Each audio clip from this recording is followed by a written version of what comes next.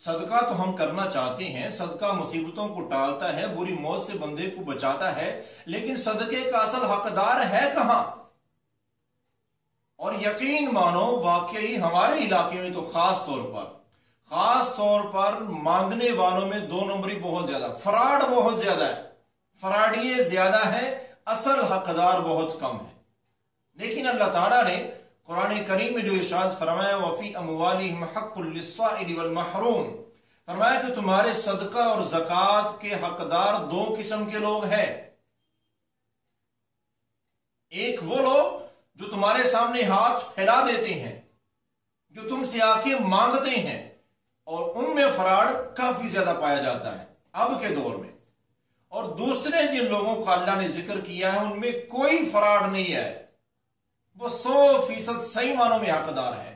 آج میں آپ کو یہی بتانے والا ہوں کہ وہ کون لوگ ہیں، وہ کہاں ملیں گے ہمیں، کیسے ہم صدقہ کریں کہ ہمیں یقین ہو جائے کہ ہم نے 100% صحیح حقدار کو دے دیا ہے۔ میں آپ کو بتاتا ہوں وہ لوگ کہاں ہیں اور کون لوگ ہیں۔ والمحروم، جن کو اللہ نے کہا، جن کو مساکین کہا جاتا ہے، ایسے لوگ ہیں کہ جو ضرورت مند تو ہوتے ہیں لیکن وہ کبھی کسی کے سامنے اپنی خودداری کی وجہ سے ہاتھ نہیں پھیلاتے، اور یہ اللہ کو بڑے پسند ہے۔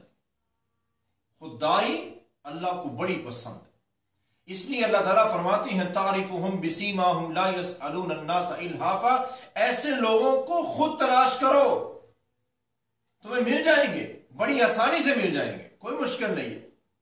آپ اگر دیکھنا چاہتے ہیں، ان کو تلاش کرنا چاہتے ہیں، اللہ نے 5 وقت کی نماز فرض کی ہے۔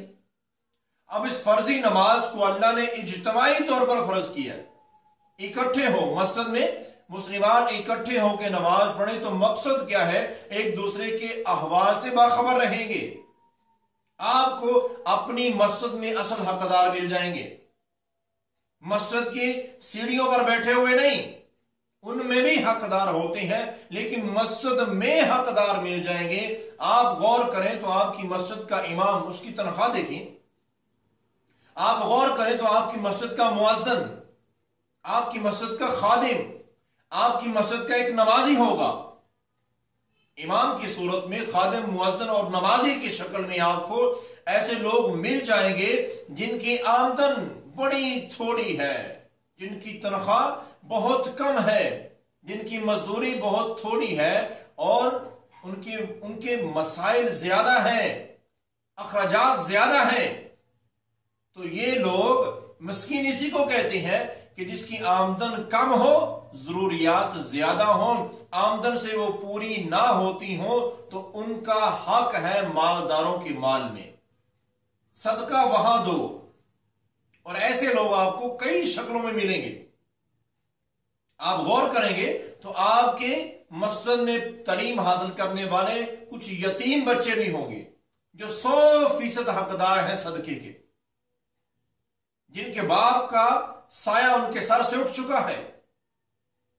اور آپ اگر غور کریں گے تو آپ کو اپنے گلی محلے میں، اپنے علاقے میں بیوہ خواتین مل جائیں گی، لیکن بیوہ کے متعلق ایک بڑا غلط تصور پایا جاتا ہے، بہت ہی غلط تصور ہے، خاص طور پر وہ بیچاری خواتین، وہ خواتین جو بیوہ ہو جاتی ہیں اور ان کی اولاد جوان ہو جاتی۔ اب جوان اولاد ہے تو صدقہ کرنے والا کیا سمجھتا ہے؟ بھئی ہے تو بیوہ، حقدار تو ہے، لیکن اس کے 2 3 4 5 بیٹے نوجوان، کڑیل نوجوان، سارے کمانے والے ہیں، تو اس کو کیا ضرورت ہوگی؟ بھئی کئی ایسی بیوائیں عورتیں ہوتی ہیں کہ جن کی اولادیں جوان ہیں، بیٹے جوان ہیں، کمائی کرتے ہیں، لیکن نالائق ایسے ہیں کہ اپنی ماں کو کھانا تک نہیں پوچھتے، اور ہم ہیں کہ یہی تصور لے کے بیٹھ جاتے ہیں۔ بھئی کڑیل جوان اولاد ہے اس کی، بیٹے ہیں، کمائی کرتے ہیں، آمدن بہت ہے، لیکن یہ بھی تو کبھی خبر لیں اس بیچاری بیوہ جس کا خاوند کوئی نہیں ہے، اس کا بیٹا اس کا کوئی حال بھی پوچھتا ہے کہ نہیں؟ اور یہ ضروری نہیں ہے کہ ہم مرد حضرات خود جائیں بیوہ عورت کے پاس اس کا حال پوچھنے کے لیے، نہیں، اپنی بہن کو، اپنی بیٹی کو، اپنی بیوی کو، اپنی ماں کو بھیجیں، اس کے احوال دریافت کرنے کے لیے اس بیچاری کی کیسی گزر رہی ہے. یہ حقدار ہے جو بیوہ ہے، جو یتیم ہے، اپنی گلی محلے علاقے کی ہے، یہ 100% صدقے زکوٰۃ کی صحیح معنوں میں حقدار ہے.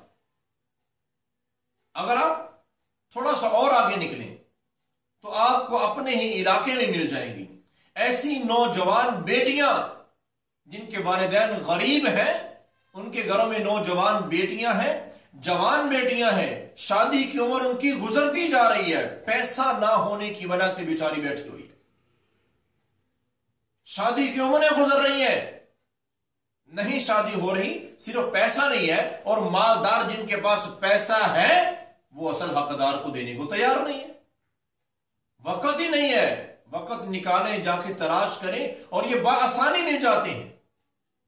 تو بھائیو غور کرو، اللہ نے مال دیا ہے تو ذرا ایسی جگہ خرچ کرنے کی کوشش کرو کہ ہمیں خود یقین ہو جائے کہ واقعی میں نے حق ادا کر دیا ہے، میں نے صحیح جگہ پہ صدقہ کیا ہے. اور اگر آپ تھوڑا سا اور باہر نکلیں تو آپ کو ایسے لوگ ملیں گے، ایسے لوگ ملیں گے اپنے محلے میں، اپنے خاندان میں ایسے لوگ بھی ملیں گے جو کئی مہینوں سے بیمار پڑے ہوئے ہیں.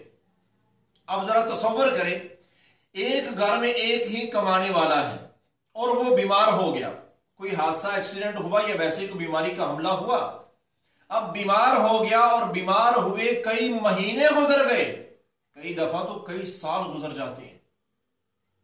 اب کمانے والا اکیلا تھا، وہ خود بیمار ہو گیا، کاروبار تو کر نہیں رہا، کہاں سے پیسہ آئے گا گھر چلانے کے لیے اور اس بیچارے کے علاج کے لیے؟ جو جمع پونجی تھی کچھ، وہ چند دنوں میں ختم ہو گئی. اب تو وہ بیچارہ علاج کے لیے بھی، دوائی کے لیے بھی قرضہ لے رہا ہے، اور اس نے کتنا قرضہ لے رکھا ہے، بیچارہ مقروض ہے. اب تو لوگ اسے قرضہ بھی نہیں دیتے. تو بھائیو، یہ کئی مہینوں سے جو ایڑیاں رگڑ رہا ہے، جو گھر کی چارپائی میں بیمار پڑا ہے، ہسپتالوں میں بیمار پڑے ہوئے ہیں، ان کے پاس آمدن کے کوئی وسائل ہی نہیں ہے. اور ہمیں پتا ہے کہ یہ بندہ، اگر ہم غور کریں بھئی یہ بیمار ہے، کئی مہینوں سے بیمار ہے، کئی ہفتوں سے بیمار ہے، بیچارہ خود ہی جڑی لگاتا تھا، خود ہی اپنی اس کی دکان تھی وہ بند پڑی ہوئی ہے، کہاں سے آ رہا ہے؟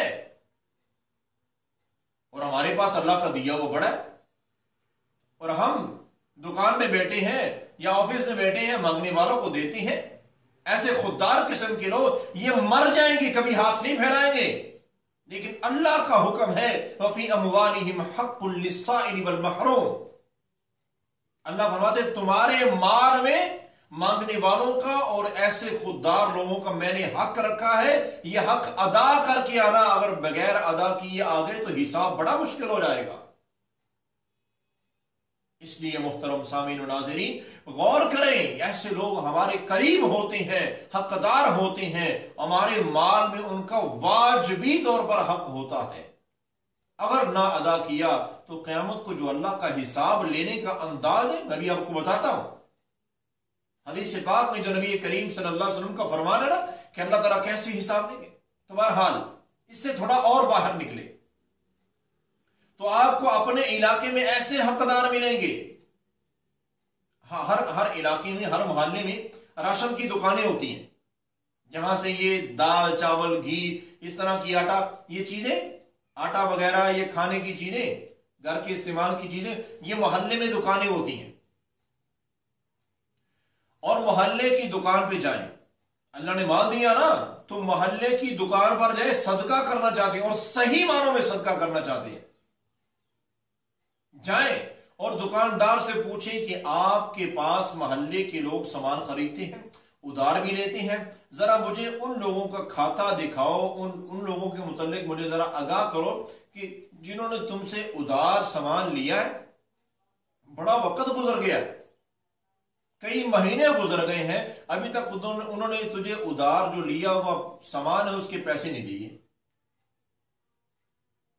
اور پھر یہ اس سے پوچھو کہ واقعی وہ لوگ امانت دار ہیں، 2 نمبری تو نہیں ہے. تو وہ آپ کو بتا دے گا کہ ان کے محلے کا ہے نا، وہ جانتا ہے، سب کچھ جانتا ہے، وہ آپ کو صحیح اور 100% بتا دے گا کہ ان بیچاروں کی آمدنی اتنی سی ہے، ان کے گھر میں کوئی بیماری ہے، آفت ہے، مصیبت ہے، اس میں پھنسے ہوئے ہیں اور کئی مہینوں کا ادھار ہے، اب تو میرا بھی ادھار دینے کو دل نہیں کرتا، وہ پچھلے دے ہی نہیں سکتے۔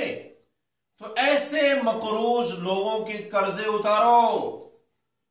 قرآن میں اللہ کہتے ہیں والغارمین، یہ قرضدار حقدار ہیں جو بیچارے اپنا قرضہ نہیں دے سکتے۔